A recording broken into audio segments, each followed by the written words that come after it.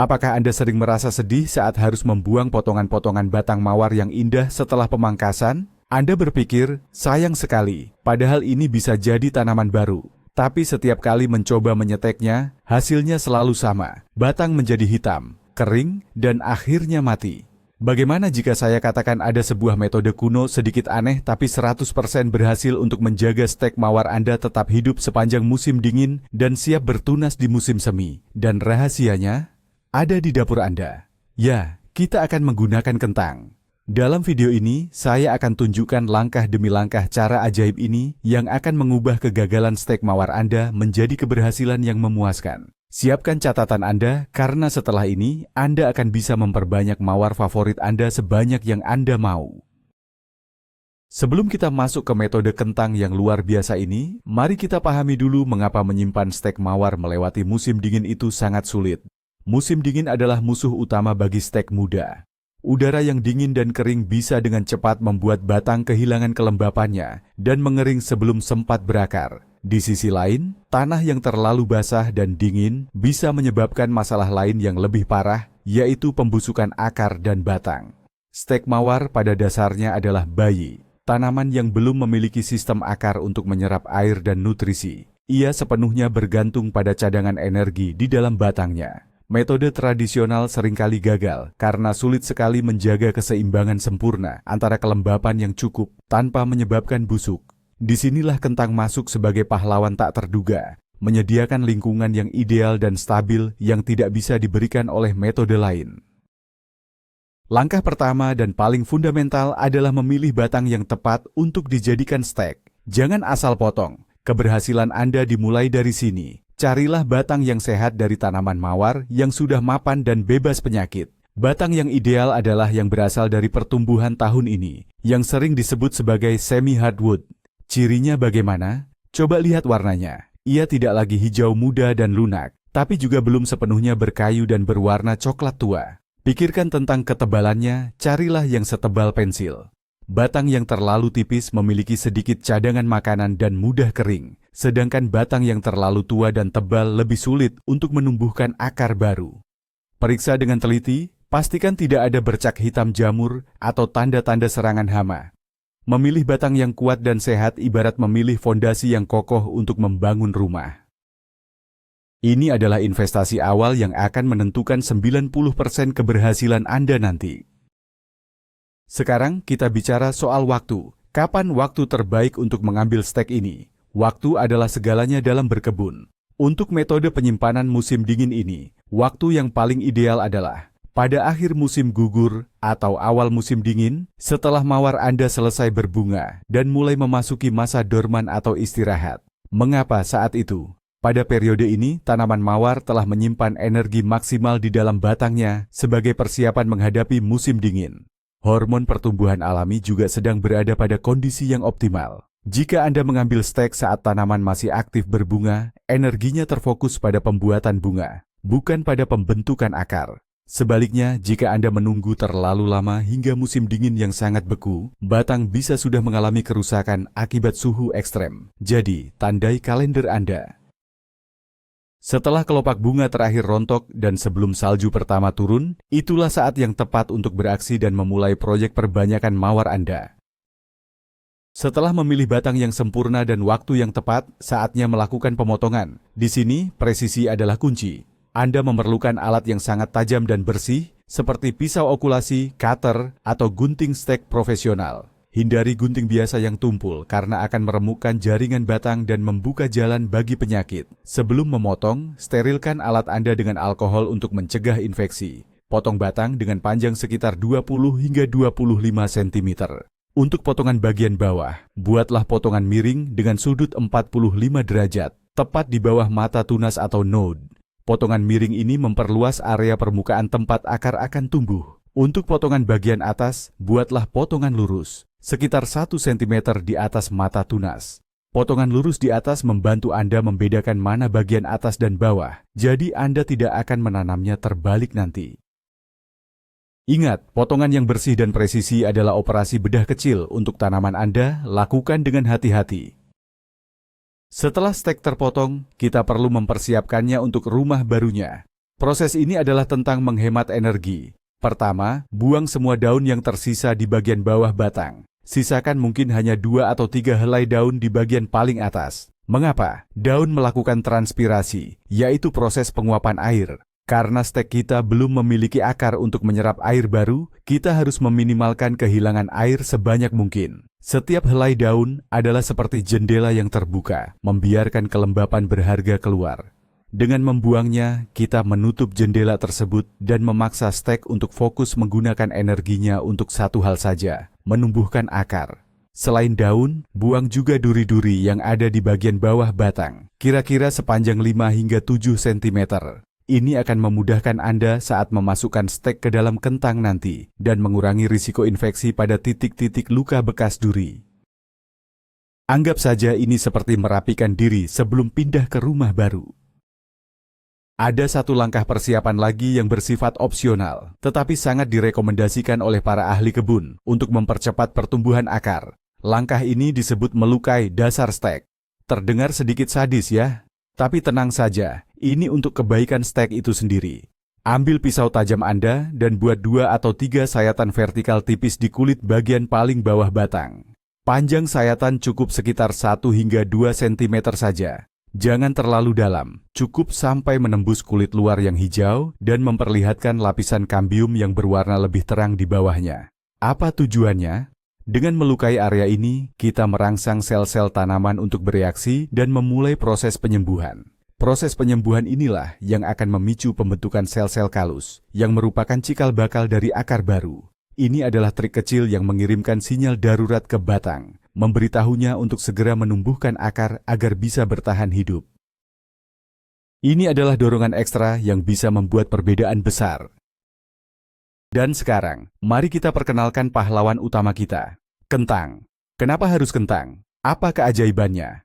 Mungkin terdengar seperti mitos atau cerita tukang kebun zaman dulu, tapi ada penjelasan ilmiah yang sangat logis di baliknya. Pertama, kentang memiliki kandungan air yang sangat tinggi. Ia berfungsi sebagai sumber kelembapan yang konstan dan dilepaskan secara perlahan-lahan ke batang mawar. Ini mencegah stek dari kekeringan yang merupakan penyebab utama kegagalan. Kedua, kentang penuh dengan nutrisi dan karbohidrat. Saat stek ditancapkan, ia bisa menyerap nutrisi penting ini secara langsung, memberinya makanan awal untuk bertahan hidup dan memulai pertumbuhan akar. Ketiga, kentang menciptakan lingkungan yang steril dan terlindung di sekitar dasar stek, melindunginya dari jamur dan bakteri berbahaya yang ada di tanah. Jadi, kentang bukan hanya sekadar penahan, ia adalah sebuah sistem pendukung kehidupan mini, sebuah inkubator alami yang menyediakan semua yang dibutuhkan stek mawar untuk memulai kehidupannya yang baru. Tidak semua kentang diciptakan sama untuk tugas ini. Memilih kentang yang tepat sama pentingnya dengan memilih stek mawar yang tepat. Carilah kentang yang berukuran sedang, tidak terlalu besar dan tidak terlalu kecil. Ukuran yang ideal adalah yang nyaman digenggam. Pastikan kentang tersebut dalam kondisi segar, padat dan kencang saat ditekan. Hindari kentang yang sudah mulai keriput, lembek, atau memiliki bercak-bercak hijau. Bercak hijau menandakan adanya solanin, yang bisa menjadi racun bagi stek mawar Anda. Yang paling penting, pilih kentang yang belum memiliki banyak mata atau tunas yang tumbuh. Jika kentang sudah mulai bertunas, energinya akan terfokus untuk menumbuhkan tunasnya sendiri, bukan untuk menyuplai energi bagi stek mawar Anda. Pikirkan kentang ini sebagai baterai. Anda tentu ingin menggunakan baterai yang terisi penuh, bukan yang sudah hampir habis. Kentang yang segar dan sehat adalah jaminan pasokan energi dan air yang maksimal untuk calon mawar Anda. Setelah Anda menemukan kentang yang sempurna, saatnya mempersiapkannya untuk menerima tamu barunya. Anda perlu membuat lubang di tengah kentang. Anda bisa menggunakan bor kecil, obeng, atau bahkan paku yang tebal. Tujuannya adalah membuat lubang yang diameternya sedikit lebih kecil dari diameter stek mawar Anda. Mengapa? Agar stek bisa masuk dengan pas, rapat, dan tidak goyang. Ini memastikan ada kontak maksimal antara permukaan batang dengan daging kentang. Kedalaman lubang juga penting. Buatlah lubang dengan kedalaman sekitar 4 hingga 5 cm atau kira-kira setengah dari panjang kentang. Jangan menembus sampai ke sisi lain. Lubang ini akan menjadi rahim yang melindungi dan menutrisi stek Anda. Pastikan Anda membersihkan alat yang Anda gunakan untuk melubangi kentang, sama seperti saat Anda mempersiapkan alat potong. Kebersihan adalah kunci untuk mencegah kontaminasi bakteri yang bisa menyebabkan pembusukan, baik pada kentang maupun pada stek mawar. Untuk memberikan dorongan ekstra dan meningkatkan peluang keberhasilan hingga mendekati 100%, kita bisa menambahkan bahan ajaib opsional, hormon perangsang akar. Anda bisa membelinya di toko-toko pertanian atau toko online. Hormon ini biasanya berbentuk bubuk. Apa fungsinya? Hormon ini mengandung auksin sintetis, yaitu zat pengatur tumbuh yang secara spesifik merangsang pembelahan sel dan diferensiasi menjadi jaringan akar. Ini seperti memberikan perintah langsung kepada batang untuk segera bentuk akar sekarang juga. Cara menggunakannya sangat mudah. Setelah Anda menyiapkan stek, sudah dipotong daunnya dan dilukai dasarnya. Celupkan sedikit ujung bawahnya ke dalam air bersih agar sedikit basah. Kemudian, celupkan ujung yang basah itu ke dalam bubuk hormon perangsang akar. Tepuk-tepuk ringan untuk membuang kelebihan bubuk. Anda hanya perlu lapisan tipis yang merata. Menggunakan hormon ini akan secara signifikan mempercepat proses pembentukan akar dan menghasilkan sistem perakaran yang lebih kuat dan lebat. Jika Anda tidak memiliki hormon perangsang akar atau lebih suka menggunakan bahan-bahan yang 100% alami, jangan khawatir. Dapur Anda menyimpan beberapa alternatif yang luar biasa. Salah satu yang paling populer adalah madu murni. Madu memiliki sifat anti jamur dan antibakteri alami yang dapat melindungi stek dari penyakit. Selain itu, madu juga mengandung enzim yang dapat merangsang pertumbuhan akar. Cukup oleskan sedikit madu murni pada ujung bawah stek sebelum menancapkannya ke kentang. Alternatif lain yang hebat adalah bubuk kayu manis. Sama seperti madu, kayu manis adalah fungisida alami yang sangat kuat. Ia akan mencegah jamur penyebab busuk batang. Cukup gulingkan ujung bawah stek yang lembab pada bubuk kayu manis. Beberapa orang bahkan menggunakan air rendaman kulit pisang atau gel lidah buaya. Meskipun mungkin tidak sekuat hormon sintetis, bahan-bahan alami ini memberikan perlindungan dan sedikit dorongan nutrisi yang sangat berharga, menjadikannya pilihan yang bagus dan ramah lingkungan. Kini tiba saat yang paling dinanti, menyatukan stek mawar dengan rumah kentangnya. Proses ini membutuhkan sedikit kelembutan. Pegang stek mawar Anda yang sudah disiapkan. Ujungnya sudah diberi hormon atau bahan alami. Lalu masukkan secara perlahan ke dalam lubang yang telah Anda buat di kentang. Lakukan dengan gerakan memutar yang lembut jika perlu. Pastikan stek masuk dengan pas dan kokoh. Anda harus merasakan sedikit perlawanan, yang menandakan bahwa stek tertancap dengan baik dan tidak ada celah udara yang besar di antara batang dan daging kentang. Kontak yang erat ini sangat penting untuk transfer kelembapan dan nutrisi. Jangan mendorong terlalu keras hingga merusak ujung stek atau membelah kentang. Setelah stek terpasang dengan aman, ia akan terlihat seperti lilin di atas kue ulang tahun. Kombinasi ini sekarang menjadi satu unit kehidupan yang siap untuk ditanam dan memulai perjalanannya melewati musim dingin. Jika Anda berencana menyimpannya di luar ruangan, pemilihan lokasi adalah krusial. Anda tidak bisa menanamnya di sembarang tempat. Carilah lokasi di taman Anda yang terlindung dari angin musim dingin yang kencang dan keras. Tempat yang ideal adalah di dekat dinding rumah, di bawah pohon cemara, atau di dalam bedengan yang sedikit lebih tinggi. Selain itu, pastikan area tersebut memiliki drainase yang baik. Tanah yang tergenang air adalah resep jitu untuk kebusukan, baik bagi kentang maupun stek mawar. Untuk menguji drainase, gali lubang dan isi dengan air. Jika air meresap habis dalam waktu beberapa jam, lokasinya bagus. Jika air menggenang, carilah tempat lain. Gemburkan tanah di lokasi yang Anda pilih dengan sekop atau garu taman. Anda bisa menambahkan sedikit pasir atau kompos untuk memperbaiki struktur tanah dan drainasenya. Menyiapkan tempat tidur yang nyaman dan aman akan sangat membantu bayi mawar Anda bertahan dari ganasnya musim dingin. Setelah lokasi siap, saatnya menanam unit stek kentang Anda ke dalam tanah. Gali lubang yang cukup dalam untuk menampung seluruh kentang dan sebagian kecil dari batang mawar. Aturan praktisnya adalah tanam hingga sekitar 2/3 dari panjang stek terkubur di dalam tanah. Ini berarti seluruh kentang akan berada di bawah permukaan tanah dan hanya sekitar 7 hingga 10 cm bagian atas stek yang menyembul keluar. Mengapa harus begitu dalam? Menanamnya dalam-dalam akan melindungi kentang dan bagian bawah stek dari fluktuasi suhu ekstrem dan embun beku. Tanah berfungsi sebagai selimut isolator alami. Setelah menempatkan unit stek kentang di dalam lubang, timbun kembali dengan tanah secara perlahan. Padatkan tanah di sekeliling stek dengan lembut, menggunakan tangan Anda untuk menghilangkan kantong udara dan memastikan stek berdiri tegak dan stabil. Stabilitas ini penting agar akar-akar baru yang rapuh tidak terganggu. Untuk memberikan perlindungan ekstra, kita akan membuat sebuah rumah kaca mini untuk setiap stek. Ini adalah langkah yang sangat penting untuk menjaga kelembapan dan menciptakan iklim mikro yang hangat di sekitar stek.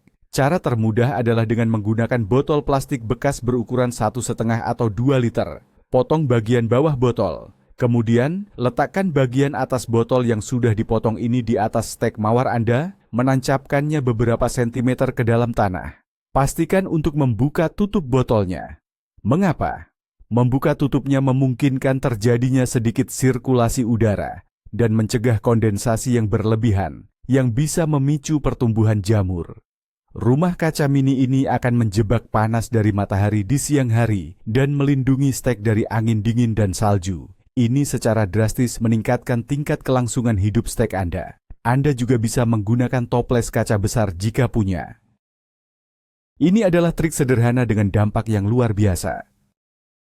Bagaimana jika Anda tinggal di apartemen atau tidak memiliki taman? Jangan khawatir, Anda tetap bisa melakukan metode ini. Solusinya adalah menggunakan pot. Opsi ini bahkan memberi Anda kontrol lebih besar terhadap lingkungan stek Anda. Pilih pot berukuran sedang, dengan diameter sekitar 15 hingga 20 cm.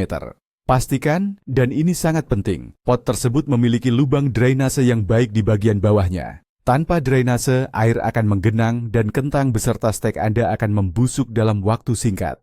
Siapkan media tanam yang baik.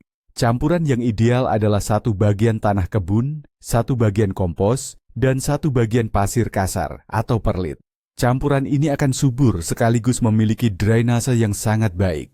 Isi pot dengan media tanam ini, sisakan sedikit ruang di bagian atas.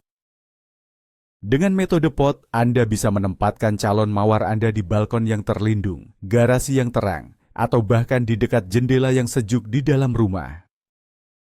Mempersiapkan pot hampir sama dengan mempersiapkan lahan di taman. Pastikan campuran media tanam Anda tercampur rata. Sebelum memasukkannya ke dalam pot, Anda bisa meletakkan beberapa pecahan genting atau kerikil di dasar pot untuk memastikan lubang drainase tidak tersumbat. Ini adalah tindakan pencegahan ekstra yang bagus. Isi pot dengan media tanam hingga beberapa sentimeter di bawah bibir pot. Jangan memadatkannya terlalu keras. Buat lubang di tengah media tanam, cukup besar untuk menampung unit stek kentang Anda. Sama seperti metode di luar ruangan, Anda akan menanamnya cukup dalam. Seluruh kentang harus terkubur, dan hanya sepertiga bagian atas stek yang terlihat di atas permukaan media tanam. Setelah menempatkannya di dalam lubang, timbun kembali dengan media tanam dan padatkan dengan lembut di sekelilingnya. Siram sedikit untuk memadatkan media tanam, tetapi jangan sampai becek. Cukup untuk melembabkan saja. Setelah unit stek kentang ditanam di dalam pot, kita juga perlu menciptakan efek rumah kaca. Untuk pot, cara termudah adalah menggunakan kantong plastik bening yang cukup besar untuk menutupi seluruh pot. Semprot bagian dalam kantong dengan sedikit air untuk meningkatkan kelembapan awal. Kemudian, selubungkan kantong di atas pot dan ikat longgar di bagian bawah dengan tali atau karet gelang. Anda bisa menopang kantong dengan beberapa batang bambu kecil yang ditancapkan di pinggir pot agar plastik tidak menyentuh stek. Jangan lupa untuk membuat beberapa lubang kecil pada plastik untuk sirkulasi udara. Letakkan pot di lokasi yang sejuk dan terang, tetapi tidak terkena sinar matahari langsung yang terik. Lokasi ideal adalah teras yang teduh, garasi dengan jendela, atau ruang bawah tanah yang tidak terlalu gelap. Matahari langsung bisa memasak stek di dalam kantong plastik, jadi hindarilah itu. Selama bulan-bulan musim dingin, tugas Anda adalah memantau dan bersabar. Ini bukan saatnya untuk terlalu banyak perhatian. Kunci utamanya adalah jangan terlalu banyak disiram. Kentang sudah menyediakan kelembapan yang cukup. Anda hanya perlu memeriksa tanah atau media tanam sesekali, mungkin setiap 2 atau 3 minggu sekali. Jika terasa sangat kering saat disentuh, berikan sedikit sekali air di sekitar tepi pot atau tanah, jangan langsung ke steknya. Perawatan yang berlebihan adalah musuh terbesar. Periksa juga secara berkala, apakah ada tanda-tanda jamur atau jamur putih di dalam rumah kaca mini Anda. Jika ada, segera buka penutupnya selama beberapa jam untuk meningkatkan sirkulasi udara. Kesabaran adalah kebajikan terbesar seorang tukang kebun selama musim dingin. Percayalah pada prosesnya dan biarkan alam melakukan keajaibannya di bawah tanah. Saat hari-hari mulai memanjang dan suhu udara perlahan menghangat menjelang musim semi, inilah saat yang paling mendebarkan. Anda akan mulai mencari tanda-tanda kehidupan. Tanda pertama dan paling jelas adalah munculnya tunas-tunas daun baru yang kecil dan berwarna kemerahan dari mata tunas di sepanjang batang stek. Ini adalah momen Eureka. Munculnya daun baru menandakan bahwa di bawah tanah, sesuatu yang ajaib telah terjadi. Akar telah terbentuk. Stek Anda telah berhasil bertahan hidup dan sekarang menjadi tanaman muda yang mandiri. Jangan terburu-buru merayakannya dengan membuka rumah kaca mininya. Tunas-tunas baru ini masih sangat rapuh dan sensitif terhadap perubahan lingkungan yang mendadak. Jika Anda melihat tunas baru, itu adalah sinyal untuk terus bersabar sedikit lebih lama lagi. Ini adalah bukti bahwa metode kentang benar-benar berhasil dan kerja keras Anda terbayar. Ketika bahaya embun beku terakhir telah berlalu dan tunas-tunas baru sudah terlihat kuat, saatnya untuk melakukan transisi. Proses ini harus dilakukan secara bertahap, yang disebut aklimatisasi atau pengerasan. Jangan langsung membuka rumah kaca mini dan membiarkannya terpapar cuaca sepenuhnya. Mulailah dengan membuka penutup, tutup botol atau kantong plastik selama 1 jam di hari pertama. Kemudian tingkatkan menjadi 2 jam di hari berikutnya, dan seterusnya selama sekitar 1 minggu. Ini memungkinkan tanaman muda untuk perlahan-lahan menyesuaikan diri dengan tingkat kelembapan yang lebih rendah dan suhu udara luar. Setelah 1 minggu, Anda bisa melepas penutupnya secara permanen. Terus jaga kelembapan tanah, tetapi jangan berlebihan.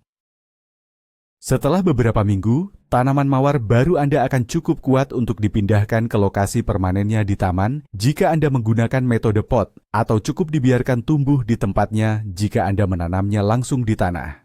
Selamat, Anda telah berhasil menciptakan kehidupan baru. Jadi, itulah dia rahasia yang telah kita bongkar bersama. Metode yang tampak aneh ini, menggunakan kentang biasa, ternyata adalah cara yang sangat cerdas dan efektif untuk menjaga stek mawar tetap hidup dan sehat selama musim dingin. Kita telah belajar pentingnya memilih batang yang tepat, memotong dengan presisi, dan bagaimana kentang berperan sebagai sistem pendukung kehidupan yang sempurna, menyediakan kelembapan dan nutrisi. Kita juga telah membahas cara melindunginya dengan rumah kaca mini, baik di taman maupun di dalam pot. Ini adalah bukti bahwa terkadang solusi terbaik dalam berkebun datang dari cara-cara yang paling sederhana dan tak terduga. Jangan pernah lagi membuang potongan mawar Anda. Setiap batang adalah potensi keindahan baru untuk taman Anda. Terima kasih banyak sudah menonton sampai akhir. Saya harap video ini bermanfaat dan memberi Anda kepercayaan diri untuk mencobanya sendiri. Jika Anda menyukai video ini, jangan lupa untuk menekan tombol like dan subscribe ke channel kami, agar tidak ketinggalan tips-tips berkebun menakjubkan lainnya. Dan sekarang saya punya pertanyaan untuk Anda. Apa trik atau metode berkebun paling aneh yang pernah Anda coba atau dengar? Bagikan cerita Anda di kolom komentar di bawah. Saya sangat ingin membacanya. Sampai jumpa di video berikutnya.